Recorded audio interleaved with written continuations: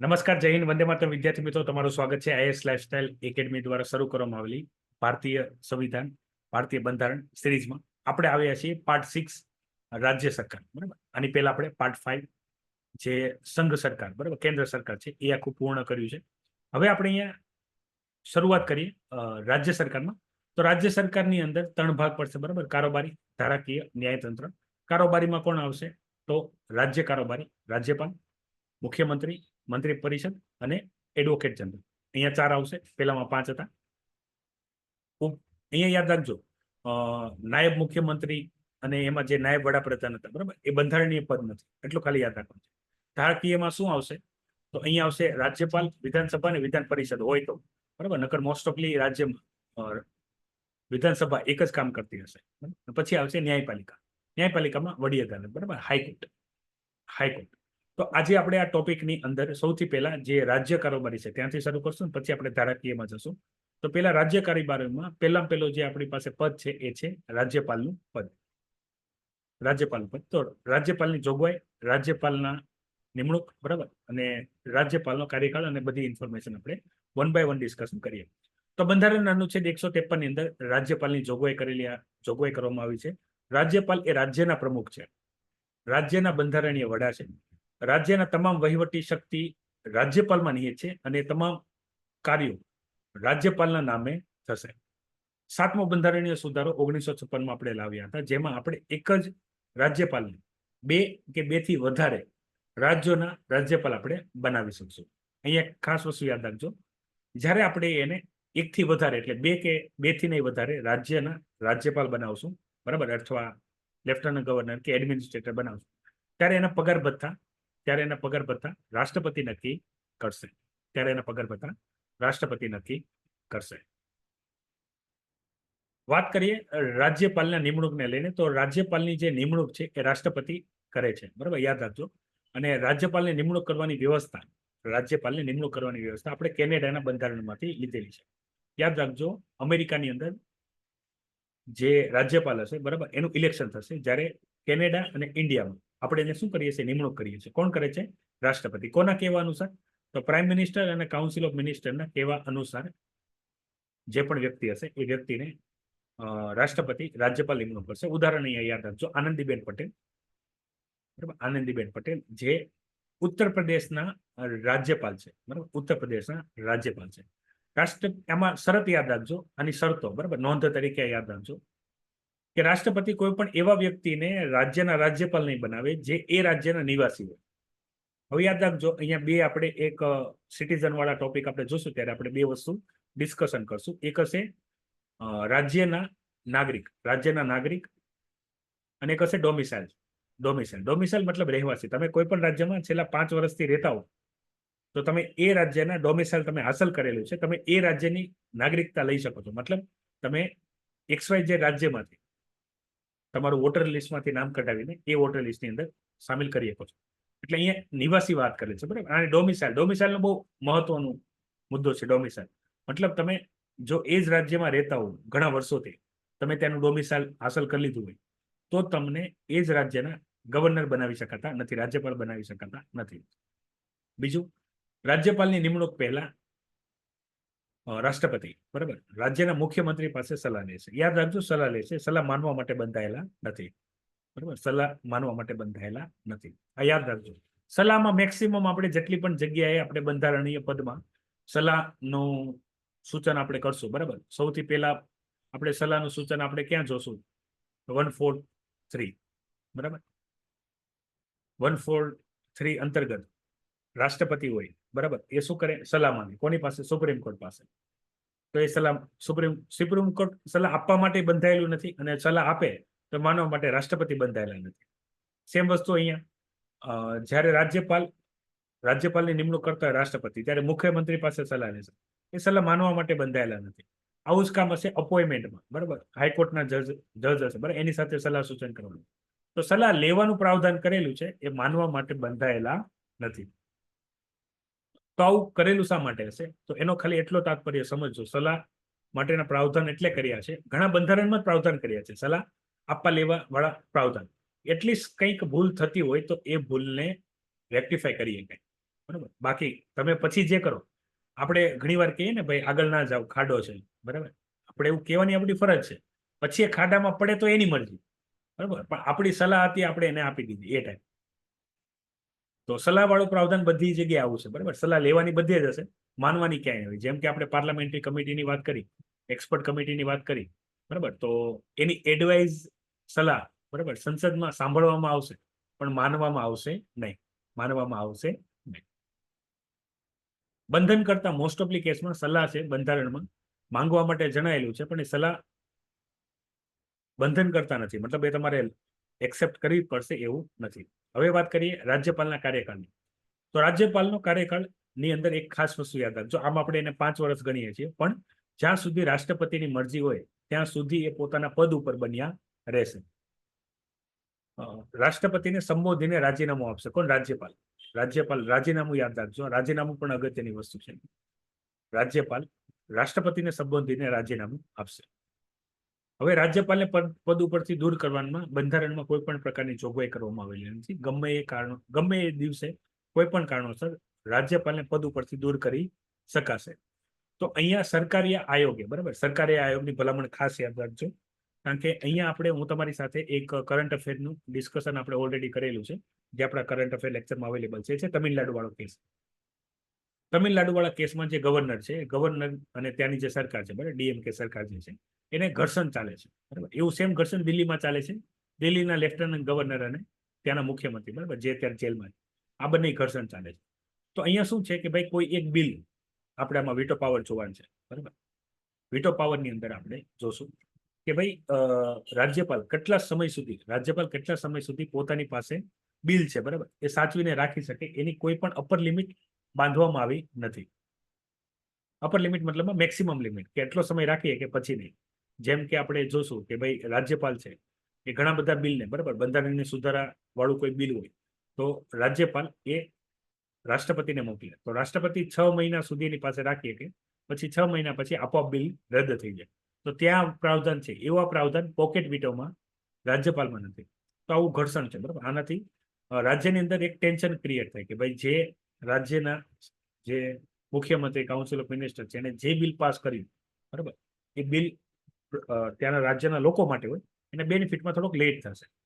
ત્યારે આ સરકારી આ કમિશન આયોગ જે છે, બરાબર, એને એક સિફારિશ એવી કરેલી હતી કે એક વખત કોઈને તમે રાજ્યપાલ બનાવી દો, બરાબર, તમે એક વખત કોઈને રાજ્યપાલ બનાવી દો, બનાવવા પહેલા વિચાર કરો, પણ બનાવી દો છો તો જ્યાં સુધી 5 વર્ષનો એનો કાર્યકાળ પૂર્ણ ના થાય ત્યાં સુધી કોઈ પણ રાજકીય કારણો વગર, મતલબ કોઈ મોટા કારણો વગર એને પદ ઉપરથી હટાવવા જોઈએ નહીં. મતલબ એને ટેન્યોર સિક્યુરિટી આપવી પડે.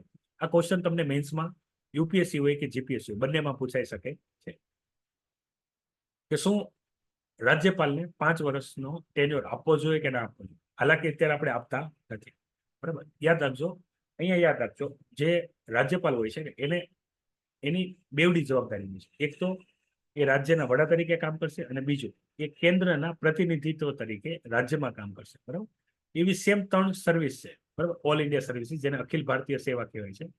આઈએસ, આઈપીએસ, બરાબર, આઈએસ, આઈપીએસ અને IFoS, forest service, Indian administrative service, Indian police service અને ઇન્ડિયન ફોરેસ્ટ સર્વિસ. આ પણ કેવા હોય છે? આની નિયુક્તિ સેન્ટ્રલ ગવર્મેન્ટ કરતી હોય છે, પણ એનું પોસ્ટિંગ સ્ટેટ ગવર્મેન્ટમાં હોય, એને પગાર સ્ટેટ આપે. સેમ એવું રાજ્યપાલ હોય, એને નિયુક્ત સેન્ટર કરે અને એનું પોસ્ટિંગ સ્ટેટમાં, અને સ્ટેટમાં બધું કામ કરે.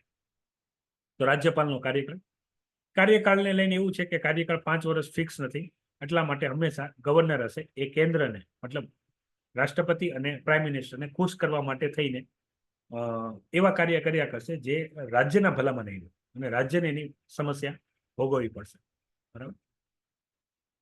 તો અહીંયા લાયકાત અને શરતોની વાત, બરાબર, કે ભારતના નાગરિક હોવા જોઈએ. પછી એક શરત યાદ રાખજો, એ રાજ્યના નાગરિક ના હોવો પડે. મતલબ ગુજરાત રાજ્યના નાગરિકને ગુજરાતના રાજ્યપાલ નહીં બનાવે.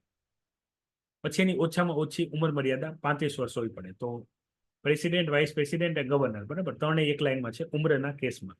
સંસદ કે રાજ્યના સભ્યો હોવા જોઈએ નહીં, અને લાભનું પદ ધરાવતા હોવા જોઈએ નહીં. તો આ વાત થઈ ગઈ લાયકાતની. શરતોની વાત કરીએ, જે અનુચ્છેદ 158માં જોગવાઈ છે. માની લો કે એની પાસે કોઈ પણ લાભનું પદ હોય, અથવા એ સંસદના કે રાજ્યના કોઈ પણ વિધાનસભા કે વિધાન પરિષદના સભ્યો હોય, અને જો એની નિયુક્તિ રાજ્યપાલ તરીકે થાય છે અન્ય રાજ્યમાં, તો એને પદ ઉપરથી એને શું કરવું પડશે? રેઝિગ્નેશન આપવું પડશે. એને રાજ્યની સંચિત નીતિમાંથી પગાર મળશે, એક્સેટ્રા એક્સેટ્રા. હવે એને શપથ કોણ લેવડાવશે? રાજ્યપાલને શપથ લેવડાવશે કોણ? તો રાજ્યપાલને શપથ હાઈકોર્ટના જે મુખ્ય ન્યાયાધીશ, ચીફ જસ્ટિસ ઓફ હાઈકોર્ટ હશે, એ લેવડાવશે. એ નહીં હોય તો વરિષ્ઠ ન્યાયાધીશ લેવડાવશે. પગાર ભથ્થા 3.5 લાખ નક્કી કરેલા છે, બરાબર. પણ જો એ એકથી વધારે એટલે 2 કે 2 થી વધુ રાજ્યનો ભાર સંભાળે તો એનો પગાર ભથ્થા રાષ્ટ્રપતિ નક્કી કરશે. આ વાત થઈ ગઈ રાજ્યપાલની. એક ટૂંકાક્ષરી જોઈ લે તો અનુચ્છેદ 153માં રાજ્યપાલની જોગવાઈ કરેલી છે. 154માં તમામ વહીવટ, બરાબર, રાજ્યપાલના નામે થશે રાજ્યના.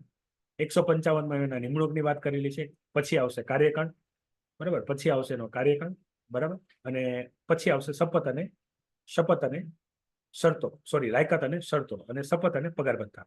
તો આ થઈ ગઈ રાજ્યપાલની બાબત. હવે તમારે આની કમ્પેરિઝન પ્રેસિડેન્ટ સાથે જ કરવાની છે, બરાબર. અપોઇન્ટમેન્ટ ટાઈપ કે ભાઈ પ્રેસિડેન્ટની જોગવાઈ, જો પ્રેસિડેન્ટને રિમૂવલ પ્રોસેસ છે, પ્રેસિડેન્ટને ઇલેક્શન પ્રોસેસ છે, બરાબર. રિમૂવલ પ્રોસેસ છે, ઇમ્પીચમેન્ટ પ્રોસેસ છે, અને ઇલેક્શન પ્રોસેસ છે. રાજ્યપાલમાં એવું કશું નથી. રાજ્યપાલમાં સીધી નિમણૂક થશે. મોસ્ટ ઓફલી કેસમાં જે પણ પોલિટિકલ પાર્ટી હશે કેન્દ્રની, અહીંયા આપણે કેન્દ્રમાં 2 જ મોટી પાર્ટી છે, કોંગ્રેસ અને ભાજપ, તો એના જે સૌથી વફાદાર રાજનેતા હશે એને રાજ્યના રાજ્યપાલ બનાવવામાં આવે છે. સામાન્ય રીતે જ્યારે સરકાર બદલતી હોય, મતલબ કોંગ્રેસ ટુ ભાજપ, ભાજપ ટુ કોંગ્રેસ, ત્યારે રાજ્યપાલ બદલતા હોય છે. એમાં પણ અમુક એવા વિશેષ, બરાબર, એને ખાસ બદલવામાં આવે. હાલાકી અત્યારે સરકાર કન્ટિન્યુઅસ છે, બરાબર. 2014 અને 19માં કન્ટિન્યુ સરકાર હતી, તો આપણે કોઈ નવા ચહેરા જોયા હતા નહીં. જો આ વખતે રિપીટ ન થાય તો આપણે જોશું કે ભાઈ રાજ્યપાલ બદલશે, અધરવાઇઝ રાજ્યપાલ બદલશે નહીં. આ ક્રમ આવશે પોલિટિકલ પાર્ટીમાં. હંમેશા યાદ રાખજો, પહેલા એ ધારાસભ્ય બને, બરાબર, ધારાસભ્ય બને, ધારાસભ્ય પછી વિધાનસભામાં મંત્રી બનાવે, બરાબર, પછી વિધાનસભામાં બની શકે સ્પીકર બનાવે. બહુ વધારે સારું કામ થઈ જાય તો કેન્દ્રમાં લઈ જાય, કેન્દ્રમાં મંત્રી બનાવે, કેન્દ્રમાં એને મંત્રાલય આપે, બરાબર, કેબિનેટ મિનિસ્ટર બનાવે. સારું લાગે તો અધ્યક્ષ બનાવે કેન્દ્રમાં. વધારે સારું લાગે તેને ગવર્નર બનાવે, અને એનાથી વધારે સારું લાગે તો પ્રેસિડેન્ટ અને વાઇસ પ્રેસિડેન્ટ બનાવે. બેસ્ટ ઉદાહરણ આનું છે એ છે કોવિંદજી, બરાબર. એક સમયે ગવર્નર હતા, પછી રાષ્ટ્રપતિ બન્યા. પોલિટિકલ પાર્ટી આ વસ્તુનું ધ્યાન રાખે, તમારી વફાદારી. હવે આપણે વાત કરવાની છે, એ વાત કરવાની છે ગવર્નરના પાવરની, બરાબર. રાષ્ટ્રપતિમાં તો આપણે લાડ બધા પાવર જોયા હતા, બરાબર. એમાંથી થોડા ઘણા પાવર, બરાબર, 5 જ પાવર છે, અને સેમ સિમિલર કોપી પેસ્ટ છે. ખાલી ફરક એટલો છે કે ત્યાં આપણે રાષ્ટ્રપતિ શબ્દ ઉપયોગ કરતા હતા, બરાબર, અને અહીંયા આપણે રાજ્યપાલ શબ્દ ઉપયોગ કરશું. પ્લસ રાષ્ટ્રપતિના પાવર હંમેશા સર્વોચ્ચ રહેશે. રાજ્યપાલના પાવર એને સિમિલર રહેશે. અમુક પાવર ઓછા હશે, અમુક પાવર વધારે છે. તો ઓછા અને વધારે કેમાં શું ડિફરન્સ છે તમારે સમજવાનું છે. તો સૌથી પહેલી શરૂઆત કરીએ વહીવટી શક્તિ, એક્ઝિક્યુટિવ પાવરથી. તો એક્ઝિક્યુટિવ પાવરમાં તમામ કાર્ય, મતલબ કારોબારી વાળા જેટલા પણ કાર્ય હશે, બરાબર, એ રાષ્ટ્રપતિના નામે થશે. એ મુખ્યમંત્રીની નિયુક્તિ કરશે, મુખ્યમંત્રીની સલાહ અનુસાર, બરાબર, મંત્રીઓની નિમણૂક કરશે, એને શપથ લેવડાવશે. રાજ્યના ચૂંટણી કમિશન હશે, બરાબર, સ્ટેટ ઇલેક્શન કમિશન, બરાબર, એની નિયુક્તિ કરશે. હવે ફટાફટ મને એક જવાબ જણાવો. State election commission, state election commission, બરાબર, એ કોનું ઇલેક્શન કરાવશે? સ્ટેટ ઇલેક્શન કમિશન કોનું ઇલેક્શન કરાવશે?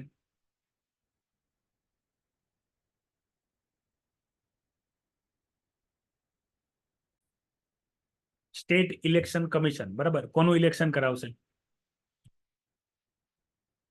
ફટાફટ યસ નો.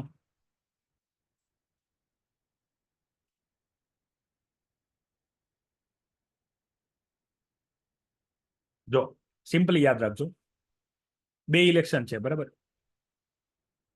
2 ઇલેક્શન છે, સેન્ટ્રલ ઇલેક્શન કમિશન અને state election commission. State election commission છે ને એ ખાલી પંચાયત અને મ્યુનિસિપાલિટી, જેને બીજા શબ્દોમાં આપણે વારંવાર શબ્દ ઉલ્લેખ કરશું, એ કરશું લોકલ બોડી.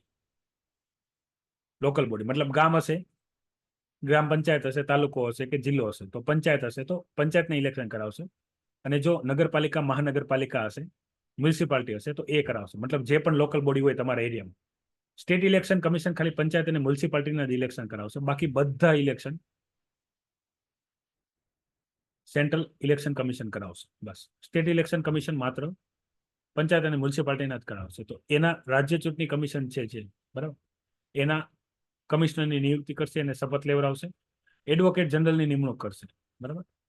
સેન્ટરમાં એટર્ની જનરલ હતા, રાજ્યમાં એડવોકેટ જનરલ આવે, એનું મહેનતાણું નક્કી કરશે. પછી આવશે સ્ટેટ પબ્લિક સર્વિસ કમિશન, બરાબર. અહીંયા આવશે GPSC, Gujarat public service commission, તો એના અધ્યક્ષની નિયુક્તિ કરશે. પછી આવશે કે ભાઈ રાજ્યપાલ છે એ જે યુનિવર્સિટી હશે, બરાબર, યુનિવર્સિટી હશે એના કુલપતિ હશે. એના શું હશે? કુલપતિ હશે. તો અને ચાન્સલર જેને કહેવાય, તો એ વાઇસ ચાન્સલર, બરાબર, ઉપકુલપતિની નિયુક્તિ કરાવશે. ઉપકુલપતિની નિયુક્તિ કરાવશે.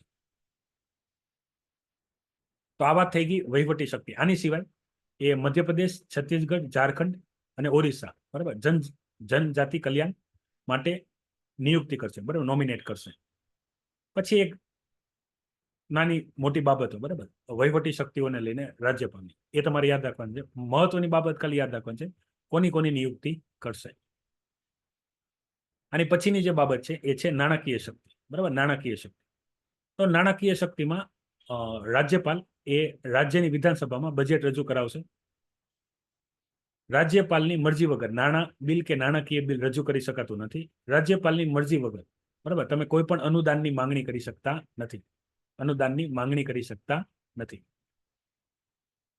પછી જે આકસ્મિક નિધિ હશે કોની? રાજ્યની, એમાંથી ઇમરજન્સી ફંડ આપવામાં આવશે. રાજ્યની જે આકસ્મિક નિધિ હશે, કન્ટેન્જન્સી ફંડ હશે, બરાબર, કન્ટેન્જન્સી ફંડ હશે, એમાંથી એને પૈસા આપવામાં આવશે. અને પંચાયત, મ્યુનિસિપાલિટી, લોકલ બોડી માટે જે 5 વર્ષે ફાઇનાન્સ કમિશન હશે, બરાબર, એનું ગઠન કરાવવામાં આવશે. આ વાત થઈ ગઈ નાણાકીય શક્તિ કોની? રાજ્યપાલ. સેમ છે, મતલબ આપણે જે રાષ્ટ્રપતિમાં જેટલી વસ્તુ જોઈ ગયા છીએ, તમે લેક્ચર ના જોયો તો રાષ્ટ્રપતિ વાળો જોજો, એની સિમિલર જ ચાલશે. પછી આવશે ધારાકીય શક્તિઓ. તો ધારાકીય શક્તિઓમાં શું આવશે? તો સંસદમાં, બરાબર, સંસદમાં સત્ર બોલાવવાનું કામ કરવામાં આવશે, બરાબર. એના માટે સત્રની શરૂઆતમાં આમંત્રણ આપવામાં આવશે. તો એને આપણે કહેશું સમનિંગ પાઠવશે. કોણ? રાજ્યપાલ. કોને? મંત્રીઓને. કોને? રાજ્યના. પછી સત્રનું અવસાન કરાવવામાં આવશે, બરાબર, જેને આપણે કહેશું પોરોગેશન, રાજ્યમાં. પછી જે સત્ર હશે, બરાબર, મતલબ જે સરકાર હશે એને ડિઝોલ્વ કરવાનું, વિસર્જન કરવાનું પણ પાવર હશે. કોની પાસે? રાજ્યપાલ પાસે. રાજ્યપાલ પાસે. પછી આમાં પણ સેમ વસ્તુ છે, રાજ્યપાલ ગમે ત્યારે ગમે તે જગ્યાએ સત્ર બોલાવી શકે છે. બંધારણમાં જોગવાઈ શું કરેલી છે કે 2 સત્ર વચ્ચે 6 મહિનાથી વધારે સમય હોવો પડે નહીં. 2 સત્ર વચ્ચે, બરાબર, 6 મહિનાથી વધારે સમય હોવો જોઈએ નહીં. તો જેમ વસ્તુ સેન્ટરમાં ચાલે છે સત્ર, એ જ રીતે રાજ્યમાં ચાલતું હોય છે. હવે જે રાજ્યમાં વિધાન પરિષદ હશે તો 1/6 મેમ્બર, બરાબર, જે કળા, આપણે જે ક્લાસ વાળું શોર્ટકટ યાદ રાખેલું હતું, સી કાઢ નાખો, તો લિટરેચર, આર્ટ, સોશિયલ સર્વિસ અને સાયન્સ, બરાબર. તો આમાંથી 1/6 મેમ્બર હશે વિધાન પરિષદમાં, એની શું કરશે? નોમિનેટ કરશે. એને શું કરશે? નોમિનેટ કરશે. એક એંગ્લો ઇન્ડિયનને નોમિનેટ કરવાની પણ પ્રાવધાન હતા, પણ 104માં બંધારણની સુધારા દ્વારા એ પ્રાવધાન આપણે કાઢી નાખ્યા છે. તો આ વાત થઈ ગઈ ધારાકીય શક્તિઓ, બરાબર. ધારાકીય શક્તિઓમાં હવે આવશે વીટો પાવર. ધારાકીય શક્તિમાં આવશે વીટો પાવર. તો વીટો પાવરની અંદર યાદ રાખજો 111, બરાબર, 111 જે રાષ્ટ્રપતિના વીટો પાવર છે, એમાં 89 એડ કરશો, બરાબર, તો આવશે 200. તો 200માં આવશે વીટો પાવર કોના? રાજ્યપાલના. હવે આપણે જ્યારે રાષ્ટ્રપતિ વાળી વીટો પાવરની વાત કરી હતી, તો એમાં આપણે 3 વીટો પાવરની વાત કરી હતી, બરાબર. એબ્સોલ્યુટ વીટો, અત્યાંતિક વીટો, પછી આપણે વાત કરી હતી, બરાબર, સસ્પેન્શન વીટો, નિલંબન વીટો, પછી આપણે વાત કરી હતી પોકેટ વીટો, બરાબર, જેને આપણે જેબી વીટો કહેતા હતા. આ 3 વીટોની આપણે વાત કરી હતી. 3નો આપણે ઉલ્લેખ કરીએ. અત્યાંતિક વીટો મતલબમાં સંપૂર્ણ ના પાડવી, બરાબર, મતલબ ના પાડી દેવું, બિલમાં સાઇન નહીં કરવું, રિજેક્ટ કરવું. સસ્પેન્શન વીટો મતલબમાં એક વખત વિચારણા કરવા માટે મોકલે. પછી આની અંદર સેમ છે, 42મો અને 44મો બંધારણીય સુધારો. પેલા બંધન કરતા હતા માનવા માટે, બરાબર, પછી એક વખત વિચારણા કરવા માટે મોકલી શકે. પછી છે જેબી વીટો, બરાબર, પોતાની પાસે રાખી કે જે તમિલનાડુ વાળી મેં તમને કેસ સ્ટડી વાત કરી, એ આ પાવર સાથે છે કે કોઈ પણ રાજ્યપાલ એક બિલને પોતાની પાસે કેટલો સમય રાખી શકે છે તે પણ કર્યા વગર, બરાબર, એની કોઈ અપર લિમિટ નથી, એ લિમિટ બાંધવી જોઈએ. ચોથો જે પાવર છે એ છે, માની લો રાજ્યપાલને એવું લાગે કે આ કોઈ અગત્યનું બિલ છે, બંધારણીય સુધારા વાળું બિલ છે, તો એની વિવેક શક્તિનો ઉપયોગ કરીને એ બિલ રાષ્ટ્રપતિને મોકલી આપશે, બરાબર, પ્રેસિડેન્ટને મોકલી આપશે બિલ માટે. હવે પ્રેસિડેન્ટ જો 6 મહિના સુધી એ બિલને હાથમાં ન લે તો બિલ રદ થઈ જશે ઓટોમેટિકલી. હવે માની લો કે ભાઈ પ્રેસિડેન્ટ એમાં એક્શન લઈને બિલને એક વખત વિચારણા કરવા માટે મોકલી, કોને? વિધાનસભાને. તો વિધાનસભા એ વિચારણા કરીને પાછું પરત કરે એટલે પછી રાજ્યપાલ પાસે નહીં જાય, સીધું રાષ્ટ્રપતિ પાસે જશે. તો અહીંયા એક પાવરમાં વધારો છે. શેમાં? Veto power. કોની? રાજ્યપાલ. રાજ્યપાલ પાસે 4 વીટો પાવર છે. રાજ્યપાલ પાસે 4 વીટો પાવર છે. અહીંયા સુધી પેલા ખ્યાલ આવી ગયો છે વીટો પાવર. ધારાકીય શક્તિઓ અગત્યની છે. તો પેલામાં પેલી શું છે? પેલામાં પેલી વસ્તુ, તો પેલામાં પેલી જે વસ્તુ આવે છે એ આવે છે સમન બોલાવવું, બરાબર? સમનની શરૂઆત કરવી, અંત કરવું, વિસર્જન કરવું. પછી દર વર્ષ નવું ઇલેક્શન થાય ત્યારે, વિધાનસભા ઇલેક્શન થાય ત્યારે પણ, અને દર ફાઇનાન્શિયલ ન્યૂ યરમાં, બરાબર, સંબોધન આપે, બરાબર, એ સેમ રહેશે રાષ્ટ્રપતિ વાળું જે છે એ રીતે. અને આની નાની અંદર આવશે એ આવશે વીટો પાવર. તો વીટો પાવરમાં 4 વીટો પાવર છે. 4 વીટો પાવર છે. પછી રાષ્ટ્રપતિ વાળો તમને ઉલ્લેખ કરી દીધું કે ભાઈ બિલના સંદર્ભમાં જે જોગવાઈ છે એક વખત વિચારણા કરવા માટે મોકલી શકશે. હવે અહીંયા જે ચર્ચા કરવાની છે, બરાબર, ધારાકીય શક્તિઓમાં, એ છે અધ્યાદેશ, બરાબર, ઓર્ડિનન્સ. ઓર્ડિનન્સ તો 1, 2, 3, બરાબર. 1, 2, 3 એ છે પ્રેસિડેન્ટ વાળું પાવર, અને 2, 1, 3 એ છે ગવર્નર. અધ્યાદેશ. અધ્યાદેશ મતલબમાં જ્યારે આપણે ગુજરાતમાં તો એક જ સદન છે, બરાબર, એક સદન અવકાશમાં હોય અથવા કાર્ય કરી શકે એવી સ્થિતિમાં ન હોય, લોકડાઉન જેવી સ્થિતિ હોય, તો એવા કન્ડિશનમાં વિધાનસભામાં કે વિધાન પરિષદમાં બિલ પાસ કર્યા વગર ગવર્નર શું કરશે? પોતાના એસેન્ટ આપી દેશે, તો એ બિલ પાસ થઈ જશે, બરાબર. તો એ બિલ લાગુ થઈ જશે. પછી જ્યારે પણ પહેલું સત્ર મળે, પહેલા સત્ર મળવાના સમયની સાથે એને શું કરવું પડશે? પાસ કરાવવું પડશે, નહીં તો આપોઆપ એ બિલ રદ થઈ જશે. તો ધારાકીય શક્તિ મોટી છે, બરાબર. ધારાકીય શક્તિમાં પ્રાવધાન વધારે છે. વિધાનસભા, વિધાન પરિષદ, હા. પછી વિધાનસભાની અંદર માની લો કે ભાઈ અધ્યક્ષ, ઉપાધ્યક્ષ, બરાબર, નહીં હોય અથવા ગેરહાજર હોય, તો અન્ય વ્યક્તિને એ અધ્યક્ષ અને ઉપાધ્યક્ષ બનાવશે, એને એનું ઇલેક્શન કરાવડાવશે ને XYZ. સામાન્ય બાબતો છે ધારાકીય શક્તિઓ.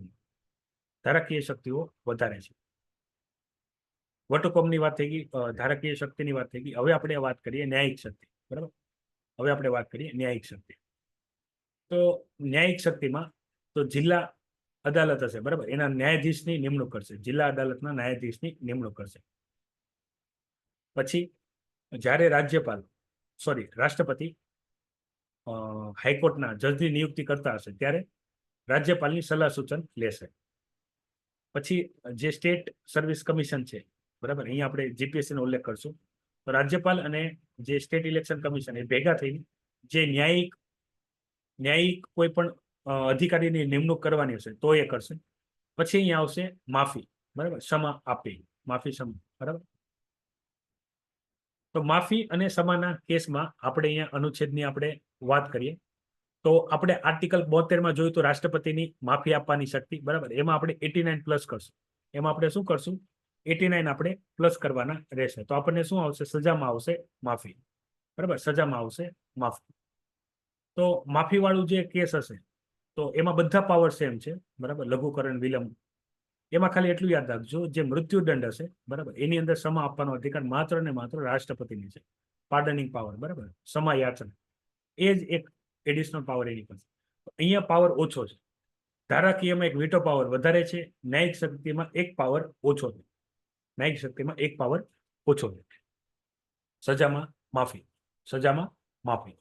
હવે આ જે 89 વાળો કોન્સેપ્ટ છે એ રાષ્ટ્રપતિ વાળા ટોપિક 120 સુધી છે.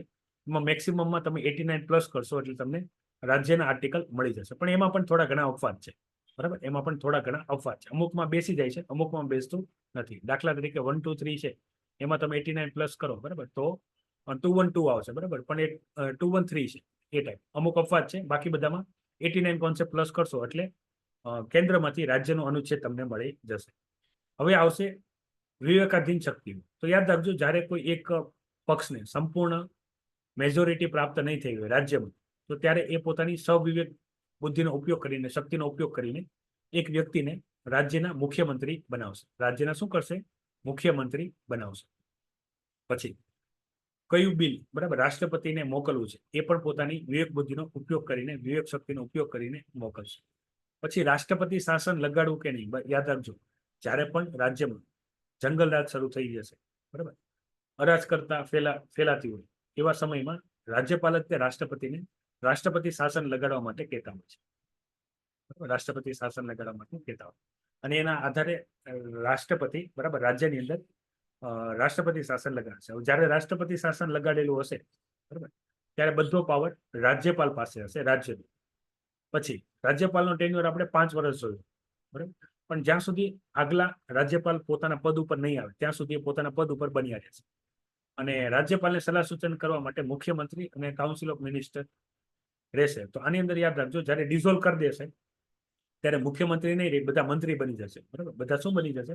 મંત્રી બની જશે, જે રાજ્યપાલને સલાહ સૂચન આપશે. અહીંયા સુધી ક્લિયર થઈ ગયું. રાજ્યપાલની જોગવાઈ, નિમણૂક, કાર્યકાળ, બનવા માટેની લાયકાત, શરતો અને શપથ અને એની શક્તિ, બરાબર. 5 શક્તિઓ યાદ રાખવાની છે. સૌથી પહેલા આપણે જે ચર્ચા કરીએ એ છે કારોબારી, પછી આવશે નાણાકીય, પછી ધારાકીય, બરાબર, પછી ન્યાય અને છેલ્લી આવશે વિવેકાધીન શક્તિ.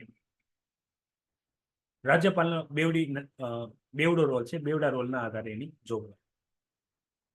અહીંયા સુધી ક્લિયર છે?